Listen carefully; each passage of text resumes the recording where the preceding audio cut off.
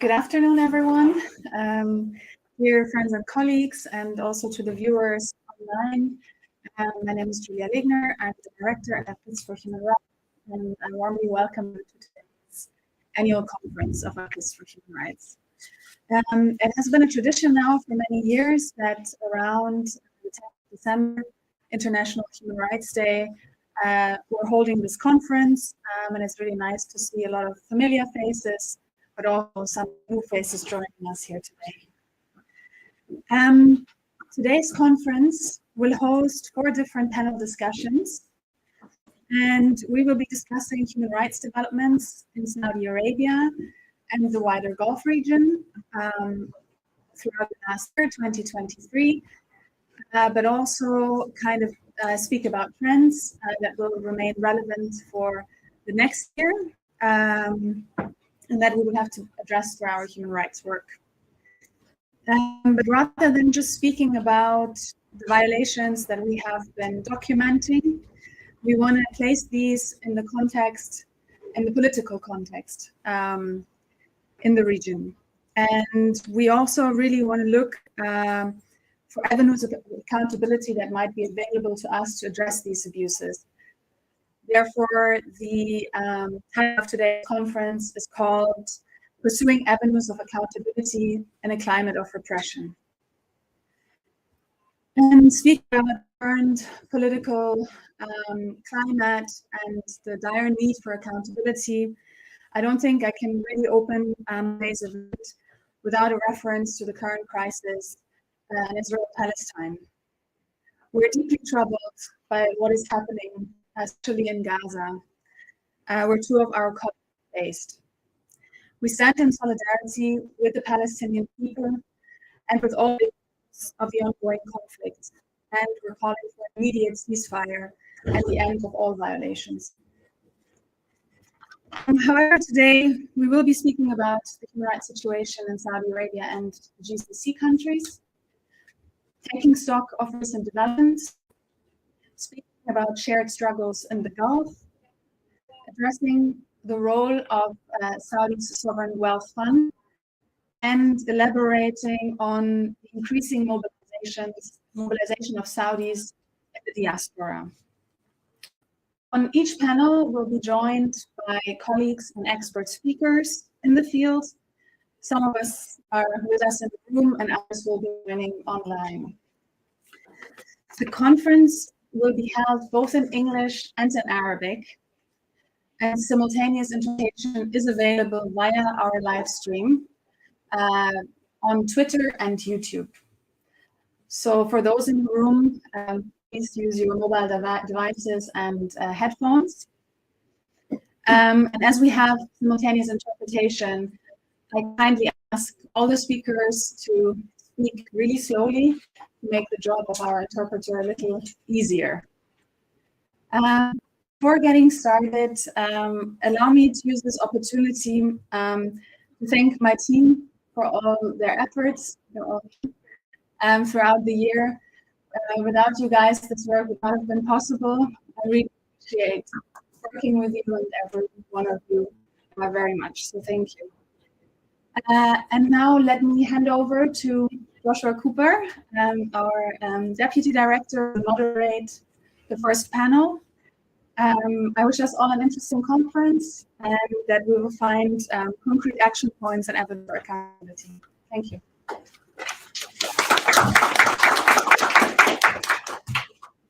You will have to speak into this, and then you guys have to speak into this. Yes, and then this will have to move around. Okay. Thank you.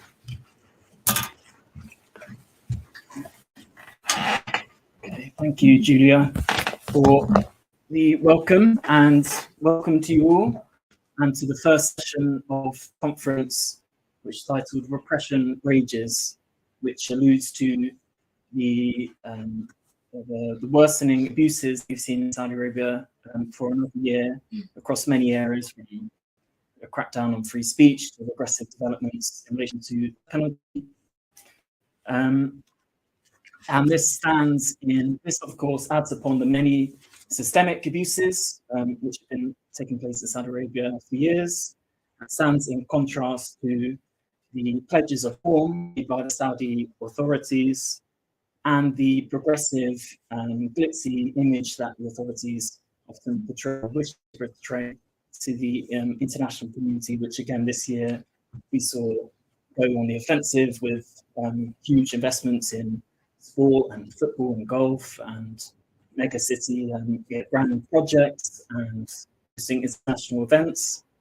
And this ongoing repression in Saudi Arabia also serves as a timely reminder for the consequences of impunity and of the international calls for accountability for Saudi Arabia's rulers, which we saw intensify, particularly after the murder of Jamal Khashoggi over 5 years ago, as well as the campaign trail of Joe Biden, for instance, which now sadly, as Julia alluded to, has paved way for growing rehabilitation of Saudi Arabia's leaders. So with me to discuss this and more is an amazing panel of leading voices in the Saudi human rights space. Next to me on my left is Falah Sayed, Human Rights Officer at Minas Group. And next to her is Dana Ahmed, Middle East researcher at Amnesty International. And joining us online is Taha Al-Haji, law consultant at the European Saudi Organization for Human Rights. Hala Adolsari, the Saudi activist and academic, was due to join us, but unfortunately is ill, and so sends her apologies and wish her a speedy recovery. So without further ado, let me hand the floor to our amazing speakers, and first starting with you, Dana. You've been documenting human rights in Saudi Arabia for years. What's the space for peaceful expression, such a fundamental human rights? What's the space for peaceful expression and dissent in Saudi Arabia today? Thank you, Josh. Let me. All right. Is this okay? Yeah. Okay. Thank you, Josh, and thank you to both for convening us today and for continuing to convene us over the years. I will start with the pathway to accountability, as well as the current human rights situation and the situation of political voices and dissent in the country. We are a little over a month away from the review of Saudi Arabia. It is a review of states that happens every 5 years before the UN Human Rights Council. This month, we are advocating with states on key recommendations that we would like to see progress on. In light of the Universal Periodic Review happening next month, as well as efforts in the country to wash its image and of the rulers to rehabilitate their image internationally, we want to reflect both on progress and shortcomings that have been happening in the past couple of years, and specifically in this year as we reflect on this year in human rights in Saudi Arabia. Regretfully, we have documented marked deterioration in the situation of freedom of expression, association, and assembly in the country. And this includes the country's use of the counterterrorism and cybercrime laws to crack down on dissent, and the authorities' arbitrary and prolonged detention of people for their peaceful expression, association, and assembly, and for their association with human rights groups, as well as the lengthy prison terms we are seeing of up to 45 years. And as of the summer, we received sentence handed down for an individual for his peaceful expression online. As we speak today, nearly all human rights defenders have been arbitrarily detained, put through prolonged and unfair trials, and sentenced to lengthy prison terms. And those who have been released are now living with travel bans and other restrictions to their freedoms, sometimes their freedom of expression and their freedom to continue to carry out their human rights work. In one of the most egregious cases we have documented, in terms of the crackdown of the Senate was in the summer of the death sentence handed down to Mohammed al-Ghamdi for his peaceful online activity on Twitter and YouTube. The charge sheet, which Amnesty International has analyzed, includes cites several tweets and videos and expression of Mohammed al-Ghamdi online, for which he was convicted. And these posts include his criticism of the country's foreign policy, increased prices, and criticism of the rulers in the country. This sentence is an alarming escalation in the country's expansion of the use of the death penalty for freedom of expression. Malik Taha will go further into the use of the death penalty in the country, but I do want to note the increase in the use of the death penalty and in the number of executions in recent years. This is something that Amnesty International has been campaigning on for years. Between November 2018 and June 2023, and this is not an arbitrary choice of a range of dates. It's since Saudi Arabia's last review before the UN Human Rights Council for its universal periodic review, the Saudi authorities executed over 550 people in this time range, and the number is increasing, of course, as we approach the end of the year now in 2023. And in response to Amnesty International's request for information on the use of the death penalty last year, the Human Rights Commission informed us that 196 people were executed, in contrast to the numbers we have documented from the official press agency, which publishes routinely the number of executions in the country. Over 45 unannounced executions were suddenly made known to us. And this lack of transparency tells us that there's a discrepancy in the number of executions that the country announces compared to the actual number of executions, and of course raises serious concerns about much higher numbers of executions in the country that we are unaware of. There's also something about the lack of transparency that raises a question about the lack of independent monitors in the country. The situation of freedom of expression and people who are imprisoned for their expression will only be exacerbated with the lack of access to independent monitors and international human rights organizations in the country. This is why we continue to call for a monitoring mechanism before the UN Human Rights Council to allow independent monitors in the country, as well as human rights organizations, to conduct the research. One other issue that I'll address, Josh, in Hala's absence, is the personal status law. Amnesty International in the past year has analyzed Saudi Arabia's newly enacted personal status law. It was enacted in 2019, came into force, and we have analyzed provisions that impact women's rights, including marriage, divorce, child custody, and inheritance. We found that while the law will hopefully limit discrepancies in court judgment when it comes to cases of personal status and any cases related to women, the law unfortunately still enables the male guardianship system, which the authorities have promised to dismantle completely. So we see the male guardianship system in a woman's portfolio. A woman requires the permission of a male guardian to get married. In cases of child custody, a woman is disproportionately affected because the father is the automatic legal guardian of the child, while the mother is placed as the custodian.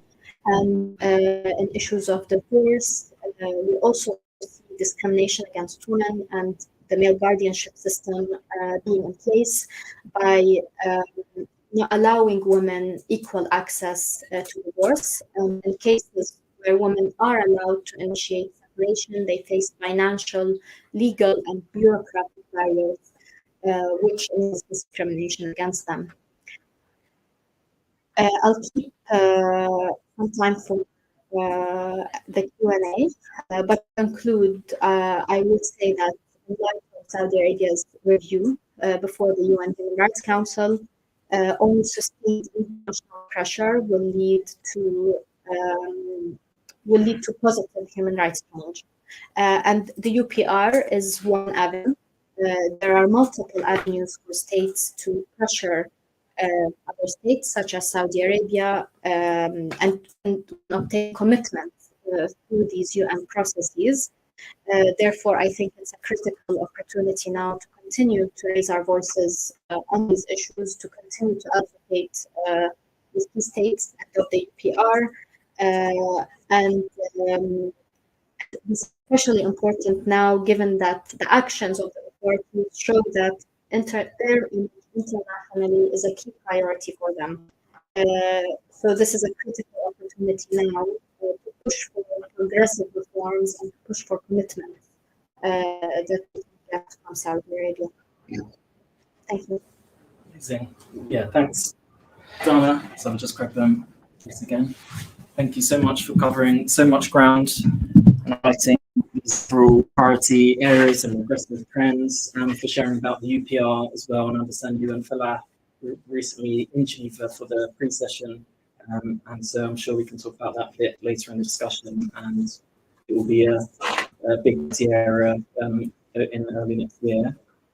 Next, I will introduce or bring in Taha Al-Haji, who was formerly a lawyer in Saudi Arabia and defended clients, including minors at risk of the death penalty. So Taha, Dana mentioned some of the discrepancies in terms of figures of executions, and of course the Saudi authorities have made several promises in relation to the death penalty. What is your take on the reality in Saudi Arabia today regarding the death penalty?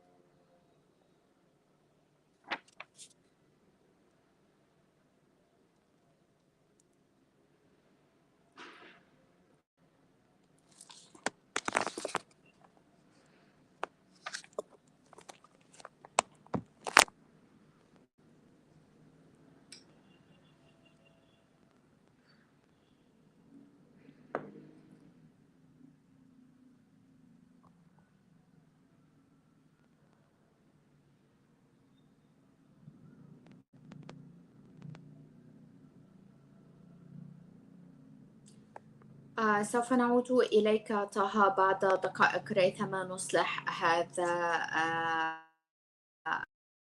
العطل التقني أو الفني.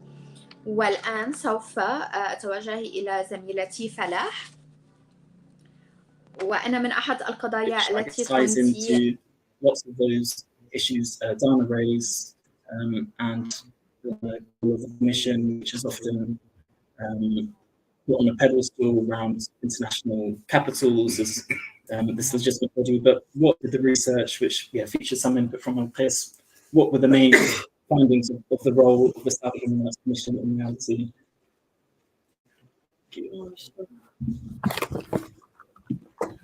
Yeah, thank you so much, and thank you to everybody who's here. I hope I'm speaking loud so the people in the back.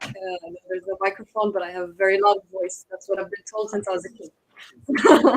Anyways, no, thanks so much for inviting us and for this amazing organization. It's great to be able to meet people in person and see everyone who we've been working with online. great. Building up on what Dana was saying, civic space in Saudi Arabia is obviously non-existent. We can just look at this room that no Saudi activist actually is there. Everybody's outside and everybody's working from outside, unfortunately. So that's one of the biggest issues that we're facing, and one of the biggest problems actually in Saudi Arabia that we found was the state security apparatus that plays a crucial role in the crackdown on public dissent. Institutional framework is really is absolutely terrible in terms of cracking down on public dissent. One of these institutions as well is human rights. It doesn't crack down itself on public dissent, but it's here to whitewash and cover up human rights violations that are happening in Saudi Arabia. And this institution was actually established in 2005. The objective and the stated objective of this commission is to protect and promote human rights in Saudi Arabia and adhere to international human rights law. And its stated mandate is to undertake a number of human rights related tasks, including public awareness on human rights, addressing individual complaints, undertaking legislative work, which means it can draft or amend problematic legislations, and monitor detention facilities. I want to emphasize that this is the stated objective. It's not, unfortunately, it's not the reality. That's the finding of our report, that finding basically the exact opposite of this mandate and this objective.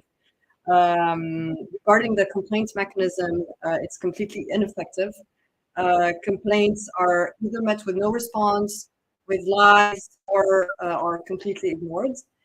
And two of the biggest evidence, the two cases that complained are unfortunately the ones of Lujain Hassoul and Samal Shab. Both were actually visited by the Saudi Human Rights Commission. Lujain, for instance, told them about the abuses she had undergone while she was in prison, and probably Lina will tell you more about it. But none of the claims were taken into account by the Saudi Human Rights Commission. And actually, they actively covered up her claims. Salma al-Shab is someone who was sentenced to 27 years in prison for tweaking. He also informed the commission the she was undergoing, including the fact that she had not seen her son since she was detained. This is not even a human rights issue. I mean, we're just talking about seeing a son. Obviously, nothing was addressed, and her case was covered up by the Human Rights Commission. I mean, I could go on and on about the other cases that were also ignored or covered up by the Human Rights Commission, especially those of young men who were sentenced to death for acts that they committed as minors, acts related to their freedom of expression that were committed as minors. But I don't want to go on and on about these cases. It would be too long. We don't have time. We've also seen that visits are actually instrumentalized by state authorities before UN rights bodies as proof of absence of torture and ill treatment, basically. Basically, it's just this institution that allows the Saudi authorities to tick a box. And for instance, in the case of Jamal Khashoggi's murder, former president of the Human Rights Commission saluted the trial's outcome in a tweet, and it portrayed it as evidence of the impartiality of the judicial system. And I'm quoting here. So yeah, this is how it's the important cases in Saudi Arabia. Regarding the legislative work, as I said, the Saudi Human Rights Commission is supposed to be able to draft laws and amend those that are problematic. Instead, it's actually been praising the adoption of laws. It's also giving misleading statements on legislative changes, and there has been no analysis or any draft law proposal. And despite all of this, and despite all of these findings that are actually based on open source information that are just out there for anybody to knowledge, the Human Rights Commission actually received wide endorsement and recognition, notably by governments and international organizations. I mean, states and international organizations openly knowing about the problematic issues still engage with the Human Rights Commission in dialogues, also, you know, as part of their own ticking boxes activities. And yeah, we found that actually the Human Rights Commission has several ties with UN agencies. It has, for instance, a long memorandum of understanding with IOM since 2017, and they reviewed their partnership in 2021. It also has an active partnership with UP and with OHCHR, with which it has a technical assistance agreement. But in my opinion, what's most problematic is that the Human Rights Commission has received a wide recognition by the EU and EU member states and other government officials, obviously. And in the past year, actually, the president of the commission has met with a number of government representatives, the Netherlands, the UK, the US, and the EU. And I mean, we can go further into that if you want in the Q&A, but maybe, yeah, just to conclude on my initial speech. I think everybody may ask, like, what is the alternative? If we don't speak to them, who do we speak to? But I mean, governments and international organizations have an array of civil society organizations and activists that are right there, right in front of them, and they can simply address human rights issues on Saudi Arabia with them. They can also address these issues with the government themselves. I mean, they can go and, you know, just ask, work actually on the points that Saudi Arabia would care about, you know, when it comes to tourism or when it comes to oil agreements, raise up human rights issues instead of raising up these tourist or oil agreements.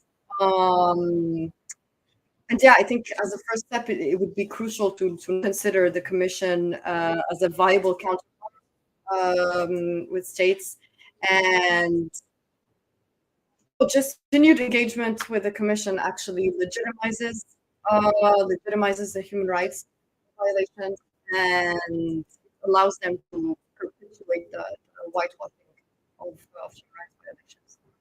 So, yeah. So much for that, and for sharing about this report, which I encourage everyone to read on the Human Rights Group website and its campus and which I mentioned. Really, the release of the report was just ahead of the Saudi human rights dialogue, and so, yeah, really underscores the point of why is the EU meeting with this body as its counterpart, given its record of whitewashing abuses. And that includes on the death penalty, as you mentioned, with the Commission claiming that minors are not being executed and not being sentenced to death in Saudi Arabia, despite what we've seen this year. And on that note, we'll go give another try with Taha Al-Khaji. Maybe just we'll go hopefully in a few minutes once we sort out on the technical side. So maybe just coming back to you two now, we've given a real overview of some of the main trends in human rights in Saudi Arabia and some of the avenues for pursuing accountability, including UPR.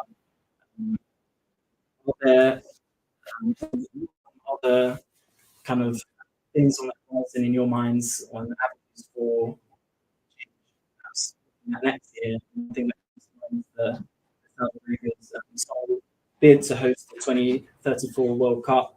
An opportunity perhaps for leverage, and what are some of the key asks from Saudi human rights organizations about such events like this?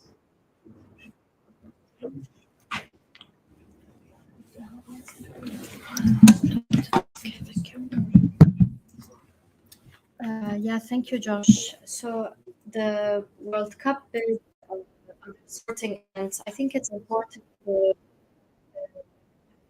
frame that Saudi Arabia's effort to sports wash its image. Like we say, we've been saying here about image rehabilitation efforts. Sports washing is one of these tools that the authorities are using to deflect attention from countries' fiscal human rights record.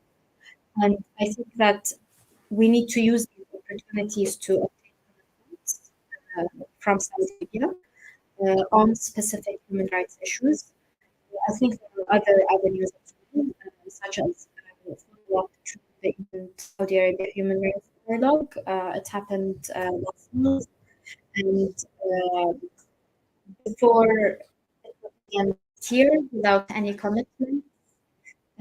I think that this is an opportunity to follow up with Saudi Arabia. There are various diplomatic tools that EU states, member states, and the EU itself use, including trial monitoring of human rights defenders.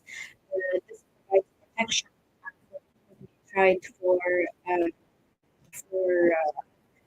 their peaceful activism, and also provides legitimacy against campaigns, legitimacy to human rights offenders against new campaigns that they face from the government. So I think there are different tools that we can also take. In addition to trial monitoring, there are joint statements, UN Human Rights Council, that we've seen in recent years have had some positive developments come out of them. In some of the UN Human Rights Council sessions where there were joint statements raising human rights issues, we've seen that women human rights defenders and one of the positive developments who were detained were conditionally released. Some have had their sentences suspended. While these are not the ones we want, and this is not I feel as we are calling for, we do see some progress where there is concerted action from states as well as bilateral action through processes like India. So I think there are various tools that diplomats and states can use to obtain commitments on specific issues. And one other thing on difficulty, while there have been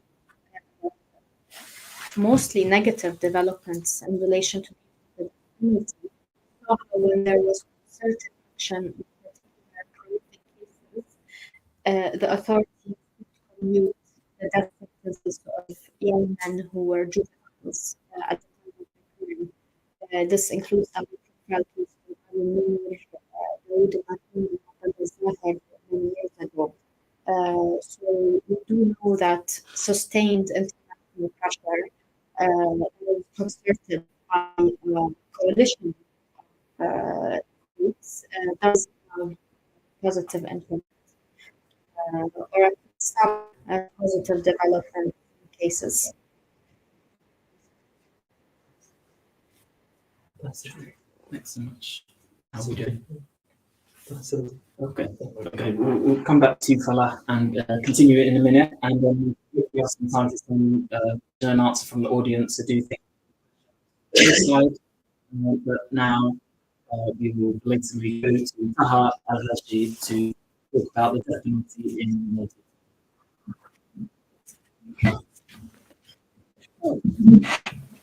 You can speak in Arabic for any non-Arabic speakers. You can tune in on ALQST, Twitter, and YouTube.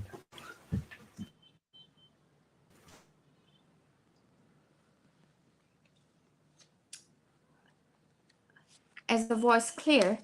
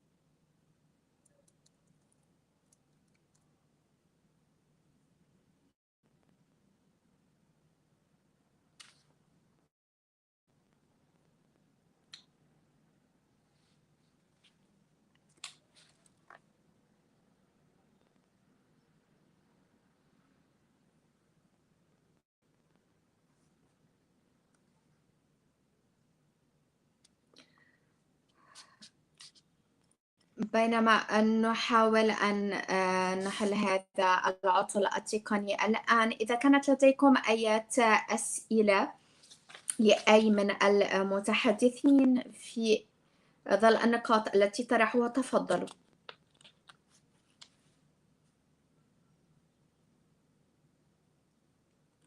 سؤال لكل منكما.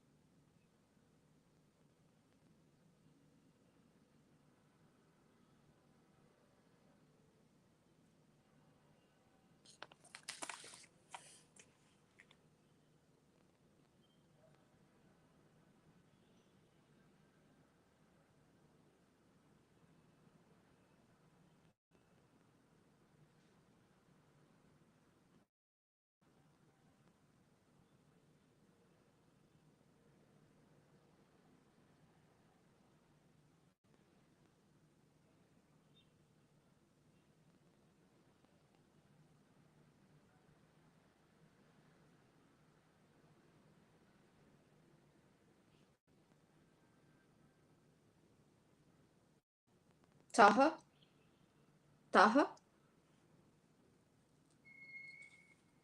طه تسمعني؟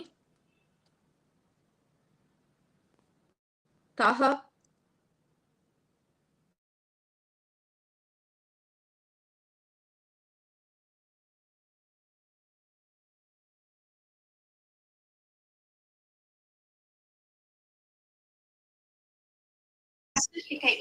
to him. Maybe we have time just for a few more minutes if we have one or two more follow-up questions from the audience. We'd love to hear from you. Thank you. Hi there, my name's Sam Collins. I'm a journalist from TV. I just had a follow-up question about the relationship that you mentioned between the HRC and the IOM. What is the nature of those memorandums of understanding, and did they prevent making public statements ahead of, for example, the Human Rights Watch report that came out in August, kind of abuses at the border?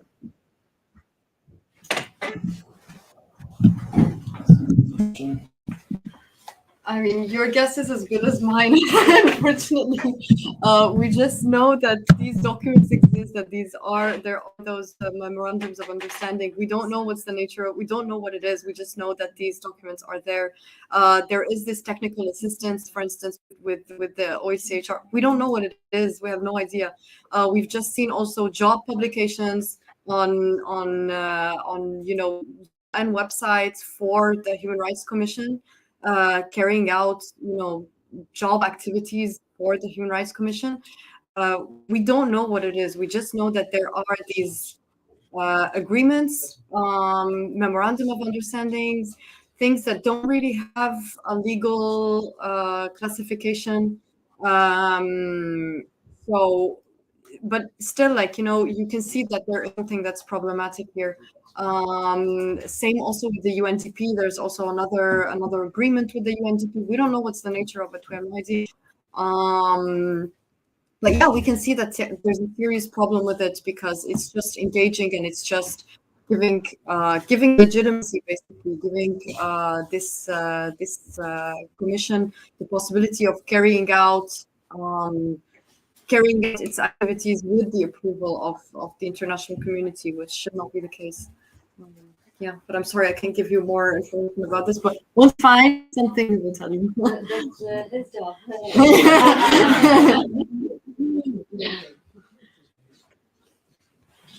And any more questions? And I just want to say maybe. Just mentioning, I always struggle a bit with that. Then we had a conversation about sport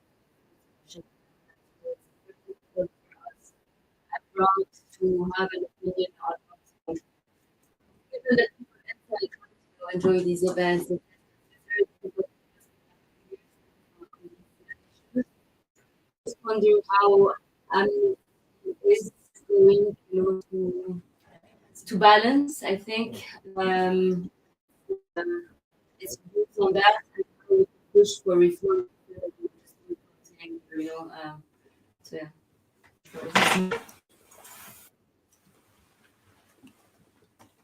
Thank you, Lina. Yes, this is an ongoing debate. I think local and international civil society.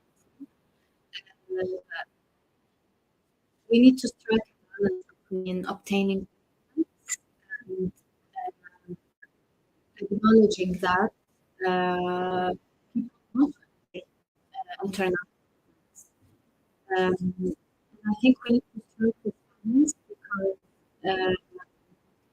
because to use it as an opportunity rather than bash the hosting of events in general.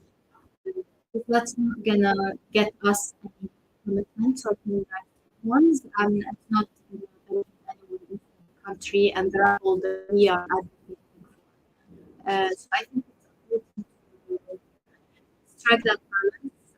It's a difficult question now. I think in 10 years from now to the World Cup, for example, we know that the World Cup is happening now, and 10 years is looking back at the war in Saudi Arabia. I think it was a bit of a better situation. Unfortunately, we are in a much worse off situation of repression, understand. There have been some positive developments that we can use to push forward. We can use the commitment of the authority when it comes to women's rights, when it comes to juvenile offenders, when it comes to opening up society, to push for genuine human rights reforms rather than promises, not rights reforms. So I think our role is to try to strike that balance, obtaining these commitments and acknowledging that people want to enjoy these events. And people like you on the outside as citizens of the country, as nationals, yeah, it's possible for you to do that safely. So, yeah, I think trying to strike that balance, struggle for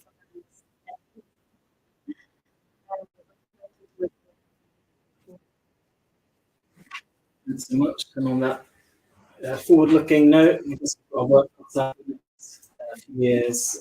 Let me thank once again the amazing speakers, Falah Sayed and Dan, their insights, and as well as Taha and technical issues, and lots of food for thought. Then in the next session, we'll just take a 5-10 minute break now, and we'll hopefully sort out technical issues, and then come back in the next 2 minutes to look at human rights across the Gulf. So do stick around for the rest of the conference, and thanks again so much.